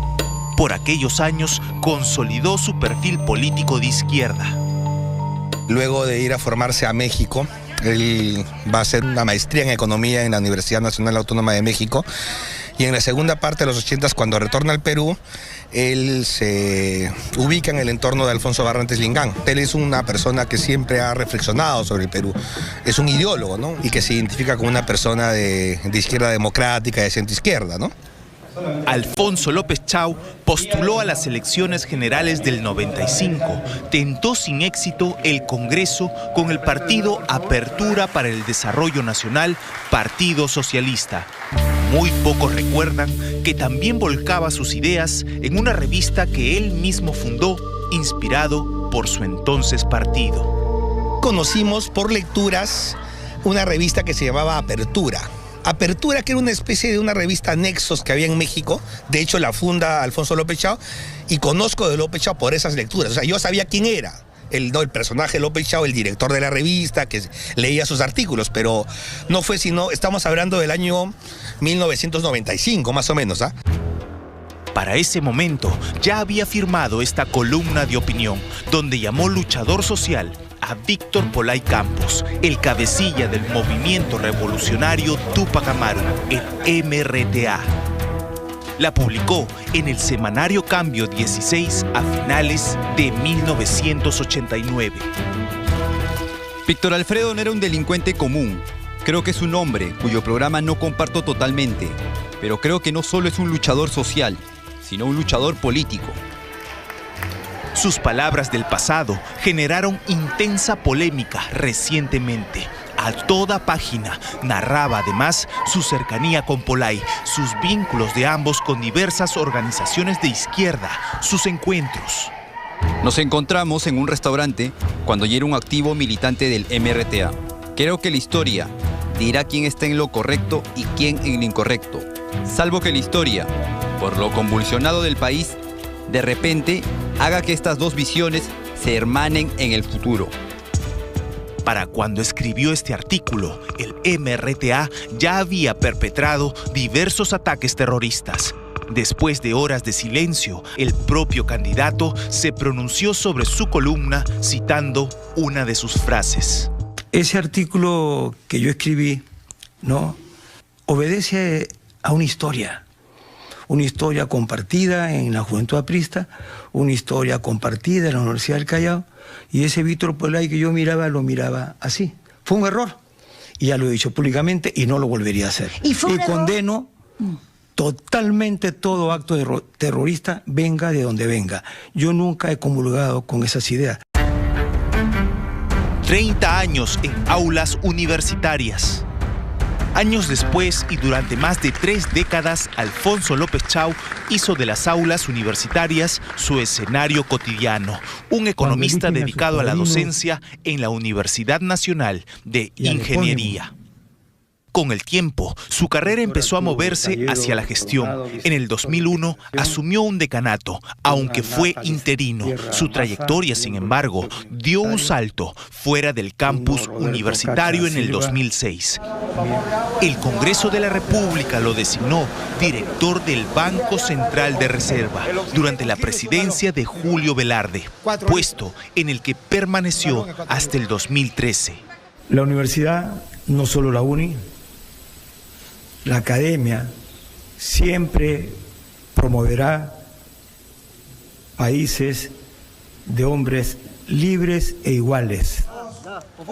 López Chau regresó a la UNI, ya no como profesor ni como decano, sino como rector. Cargo para el que antes debió regresar a México para terminar el doctorado que años atrás había abandonado. Fue aquí donde despertó el candidato presidencial. El factor protestas y el nacimiento del partido. En enero del 2023, cuando el país estaba convulsionando por las protestas y marchas contra el gobierno de Dina Boluarte, el rector tomó una decisión que lo puso en el centro de la polémica. Abrió las puertas de la UNI para albergar a manifestantes que habían llegado a Lima desde diversos rincones del país. Yo les pido que se organicen y cuiden la seguridad. En su casa, cuiden su casa. Eviten infiltrar. Para unos fue un gesto democrático, para otros una imprudencia política. Lo cierto es que desde ese momento dejó de ser solo un rector y se convirtió en un actor político. Llego a mi trabajo de manera normal y mi asistente me dice: rector, hay un grupo de entre 20 y 30 estudiantes. Y lo que yo digo es, como se dice en el pueblo, ¿no? Bienvenidos. Esa acción encendió una gesta política. Después de 2 gestiones renunció al cargo para enrumbarse a la presidencia de la República. El día de mañana parto con dolor de mi corazón, ya no seré rector de la UNI. Un tercio de lo que tenga allí. Tras la fundación del partido político Ahora Nación, en el Consejo discrepaban por el símbolo que usarían. Carlomagno Salcedo propuso el casco, que podría usar desde un ingeniero hasta un protestante, mientras que López Chau apostaba porque sea una llave maestra, que le abriera todas las puertas, sobre todo las de Palacio. Pero el Jurado Nacional de Elecciones le puso un candado y ya es evidente quién ganó. Es una persona muy carismática, es de buen humor. ¿No soberbio en su trato, como dicen algunos detractores? A ver, ¿quién puede decir que...? Algunos, por ejemplo, se agarran de cierta entrevista que hubo con otro personaje de la UNI. ¿Por qué no dijiste a la gente a la que te apoya? No seas limitado, querido amigo. Por favor, no seas limitado. Te voy a explicar. No solamente ver las consecuencias. No seas limitado. Lo que poco se conoce es que la creación del partido, atribuido al entusiasmo espontáneo de los jóvenes, tiene entre sus protagonistas al hijo del candidato López Chau. No se trata solo de muchachos entusiastas, lejanos a su entorno. No, entre los impulsores, entre los fundadores de Ahora Nación, está su propia sangre. Un detalle no menor que introduce otra lectura frente al relato que suele repetir, que fueron los jóvenes quienes por iniciativa propia lo convocaron, lo eligieron. Si pudiera decirle a la gente, describirle a la gente como candidato, ¿cómo se describiría? Consecuente. Se describiría como consecuente. ¿Qué le promete a la gente, por favor, como candidato a la presidencia de la República? Buena fe y puertas abiertas. Nunca me verán con puertas cerradas. Las denuncias fiscales. Es la Fiscalía de la Nación quien ha puesto la mira en él. La sospecha apunta a que mientras ocupaba el rectorado de la Universidad Nacional de Ingeniería, según informes periodísticos, creó un programa y habría utilizado el cargo para realizar viajes que, según la investigación, ayudaban a posicionar su imagen política en el interior del país. ¿Qué pasa? ¿Por qué no investigan? No es lo único. Entre el 2022 y 2024 también se habría realizado contrataciones dentro de la Universidad Nacional de Ingeniería de personas vinculadas al partido Ahora Nación, entre ellas el propio Carlomagno Salcedo, con 54,000 soles por servicios de defensa. En el caso particular mío, ¿de qué se trata? Yo fui contratado por la secretaria general de la UNI, Sonia Napán, para defender, que fue la secretaria general de la gestión de López Chau, para defenderla en 2 carpetas fiscales de las que ella había sido acusada por supuestamente porque supuestamente su contratación era indebida, porque supuestamente no cumplía los requisitos. Cuando salió por primera vez el tema, para evitar problemas, dijimos, ¿sabes qué? Mejor lo dejamos ahí. Además de Carlomagno Salcedo, quien también va al Parlamento por Ahora Nación, es la ex premier de Pedro Castillo, Mirta Vázquez. Postula al Senado, al igual que Ruth Luque, la hoy congresista que fue electa por Juntos por el Perú. Buenas tardes, compañeras, compañeros. Una lista de candidatos que incluye también a la ex legisladora Indira Wilca y al ex jefe de la DITIAC, Harvey Colchado. De las aulas al fragor de la campaña, luces y sombras del candidato presidencial de Ahora Nación, Alfonso López Chao.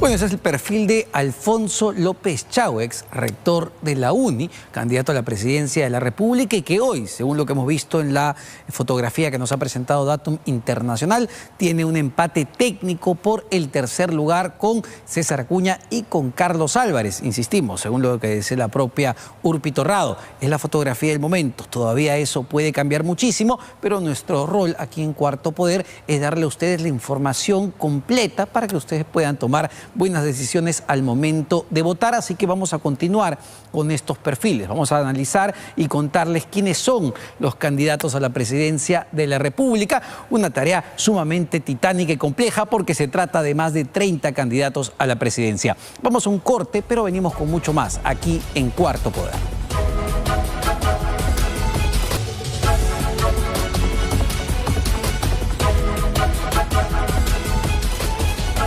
Bueno, así como hemos empezado la saga de los perfiles a candidatos a la presidencia de la República, sobre todo los que no son tan conocidos por la población y son los que abundan el día de hoy con 36 candidatos, también vamos a continuar con las investigaciones a las listas de candidatos al Congreso de la República, sea a la Cámara de Diputados o ahora a la Cámara de Senadores. Y en ese trabajo, en esa tarea, Marlene Chuquimango y Agustín Chávez han puesto la lupa sobre un partido muy conocido ya hace varios años, hace varias décadas, Fuerza Popular. Fuerza Popular también presenta una lista de candidatos que lleva a 28 sentenciados. No estamos hablando de los investigados, 28 sentenciados por el Poder Judicial.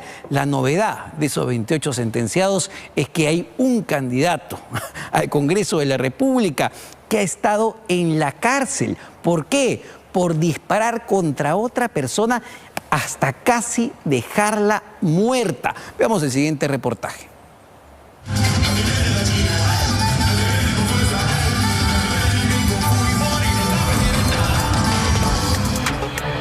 Keiko Sofía Fujimori Iguchi, 50 años, por cuarta vez candidata a la presidencia del Perú. Pero ponerse la camiseta de Fuerza Popular es triplemente más difícil. Requiere, así es, un grado de valentía, de resiliencia. Keiko Fujimori llega a esta contienda electoral sin el peso judicial que durante años marcó su carrera política. Atrás quedó el proceso fiscal más grande que enfrentó, el caso Cócteles. Una investigación hoy archivada que la llevó incluso más de un año a prisión. El Frente Judicial, sin embargo, no ha desaparecido. A finales del año pasado y a inicios de este, en plena campaña electoral, dos nuevos procesos aparecen preliminarmente en escena: financiamiento ilegal de partidos políticos y enriquecimiento ilícito. En las listas de Fuerza Popular aparecen 28 candidatos al Senado y la Cámara de Diputados con sentencias firmes, condenas que van desde omisión a la asistencia familiar, delitos de corrupción de funcionarios, hasta uno de homicidio calificado en grado de tentativa. En sus filas también hay aspirantes con historias judiciales que en algunos casos no fueron consignadas en sus hojas de vida presentadas ante la autoridad electoral. Y aquí lo que nosotros decimos es que Fuerza Popular, además de ser un partido organizado, tiene un gran equipo. En el equipo de Fuerza Popular aparece un candidato que disparó contra un hombre, dejándolo al borde de la muerte. Perú es el único país donde el que ha robado, ha matado, ha extorsionado, ha matado miles de inocentes, se le ha premiado y encima se le ha dado indemnización. Se trata del empresario Américo Orozco, candidato a diputado por Madre de Dios. Hemos encontrado que usted tiene una sentencia por homicidio calificado. ¿Ah, sí? ¿No recuerda esa sentencia? No, tendría que mostrarme, a ver, de verdad que no sé de verdad. Cuarto Poder presenta los detalles relatados en esta sentencia por homicidio en grado de tentativa, que convenientemente el candidato de Fuerza Popular, Américo Orozco, olvida. De verdad que no sé de verdad. ¿Qué es eso? ¿Qué es eso? Una noche de mayo de 2013, Américo Orozco, marcado entonces por una historia personal que no había terminado bien, ingresó a la casa de su expareja. Esperó que ella saliera del lugar para arremeter contra el hombre que la acompañaba. El ahora candidato, según el expediente judicial, llevaba un arma cubierta con un trapo y procedió a efectuarle diversos disparos que impactaron en la cara, el tórax y el abdomen de la víctima. Cerca de 8 disparos. Lo embestió hasta descargar la caserina y al no tener municiones, intentó esconderse en una de las habitaciones. El ataque ocurrió en la puerta de su domicilio en el distrito de Mariano Melgar. El agraviado vio una oportunidad para salir arrastrándose y Américo Orozco intentó ingresarlo nuevamente, pero desistió y se dio a la fuga. Es como quieren que el delincuente tenga miedo al Estado, a la sociedad, a la gente de bien, si encima se lo premia. Américo Orozco fue detenido meses después. Se acogió a la terminación anticipada. Aceptó ser el autor del ataque y el Poder Judicial lo sentenció a 6 años de prisión efectiva y ordenó que la condena se cumpla en una cárcel del Perú. Además, se fijó 40.000 soles de reparación civil a favor del agraviado, quien milagrosamente sobrevivió al ataque. Insistimos en recoger su versión, pero cortó la llamada. Lo que se cuenta acá es que usted disparó a esta persona, 8 disparos en diferentes partes del cuerpo. El aspirante a diputado, Américo Orozco, estuvo preso en el penal de Arequipa por un corto periodo. Cumplió la sentencia en semilibertad, sentencia que no ha consignado en su hoja de vida.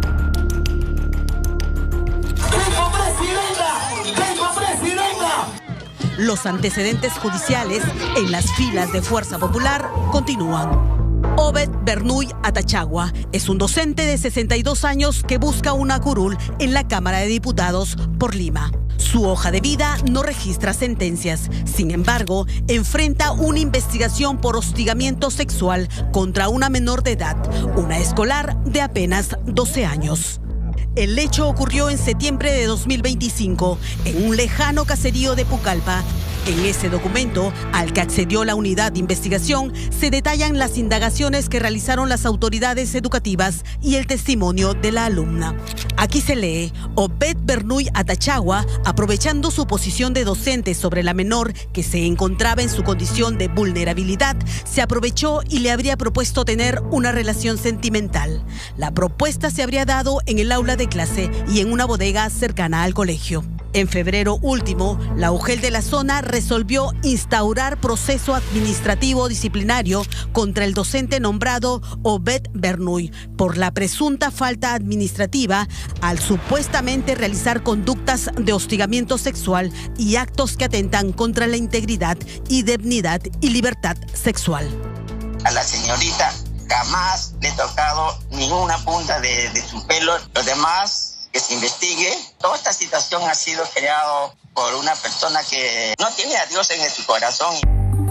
El caso está en manos del Ministerio Público. Ahí se le investiga preliminarmente por el delito contra la libertad personal en la modalidad de acoso. La lista de candidatos cuestionados no termina. Por el doctor Tito Ortega como candidato a senador a nivel nacional.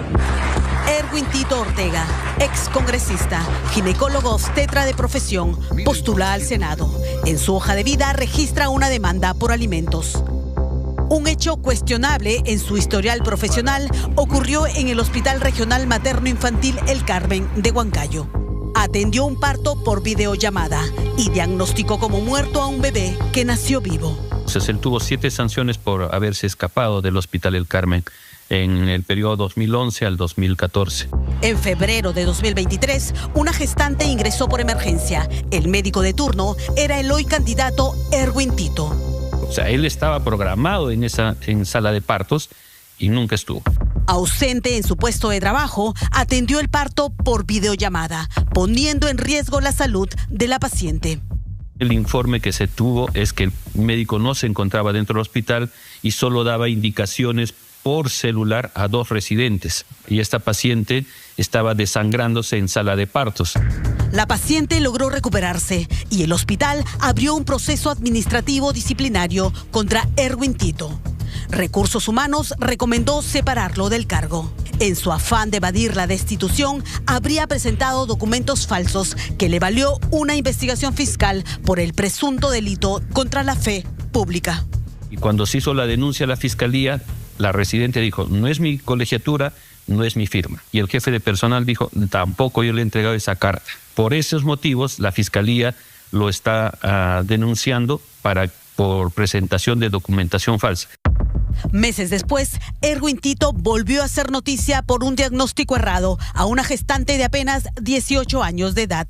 Diagnosticó óbito fetal temprana, es decir, muerte natural del feto en el vientre. Sin embargo, tras la atención, el bebé nació vivo. Lamentablemente, 9 días después, falleció. Pedimos sus descargos, pero no respondió las llamadas ni mensajes. En Ucayali, el nombre de Jorge Velázquez Portocarrero, 2 veces gobernador regional, resuena con fuerza por las innumerables denuncias que acumuló durante su gestión, más de 100. Es un sentenciado que salió de la cárcel y ahora postula al Senado por Fuerza Popular. Estuve más de 3 años detenido ahí. Espero me des tu voto de confianza en estas elecciones. En su hoja de vida registra sentencias penales y civiles. En 1993, por peligro común y otra demanda por omisión a la asistencia familiar.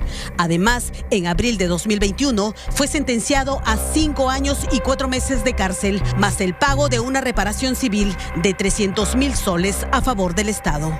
Jorge Velázquez habría alquilado el hotel de un ex asesor para usarlo como oficinas del gobierno regional. Mientras cumplía condena, la Fiscalía le abrió una investigación fiscal por el presunto delito de lavado de activos. En un mega operativo, la policía allanó sus casas e incautó estas 4 avionetas que para la Fiscalía habrían sido adquiridas con dinero ilícito. Entonces esa compañía que parecía buena, normal, todo resultaba que estaban lavando activos.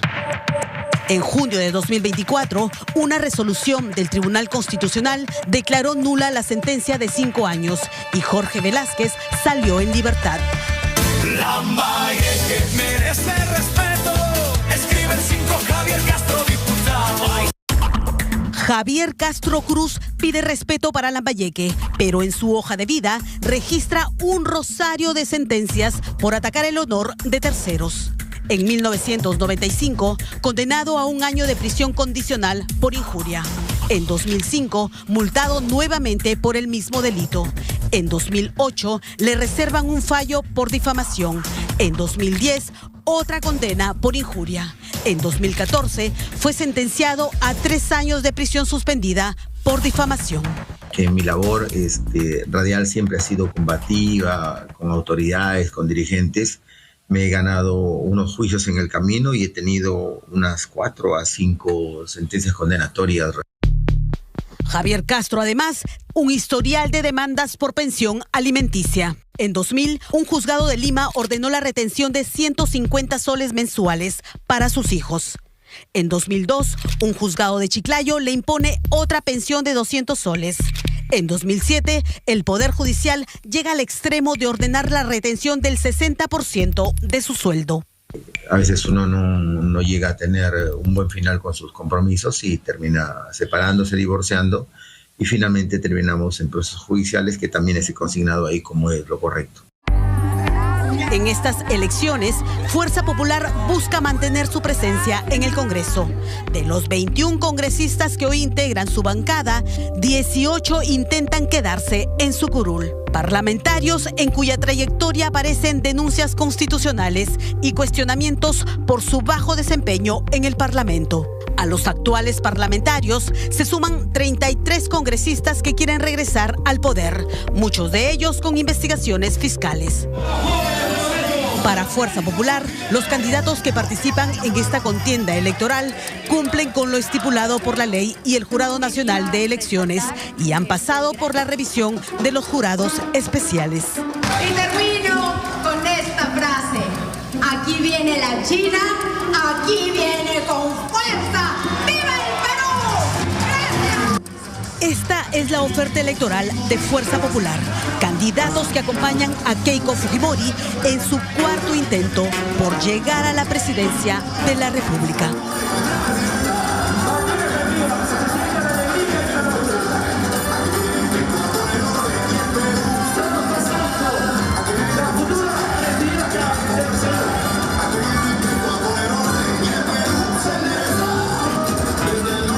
A ver, al igual que con los otros partidos políticos, el rol de un congresista de la República es clave, fundamental para cualquier democracia. No solo tienen el rol de legislar, de redactar, de presentar, de sugerir las leyes y aprobarlas, leyes en diversos sectores que cambian y que afectan el día a día de los ciudadanos, sino que también tienen el rol de fiscalizar justamente a las otras instituciones del Estado para que éstas funcionen bien. El rol legislador y el rol fiscalizador.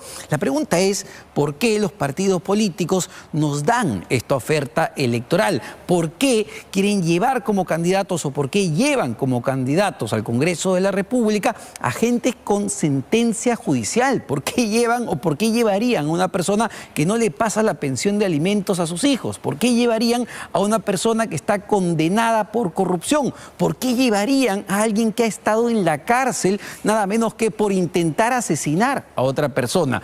Nuevamente, ¿qué pasa con los filtros en los partidos políticos si estamos hablando de partidos políticos? Vamos a una pausa, pero venimos para analizar algunas encuestas adicionales que nos ha traído el día de hoy Datum Internacional.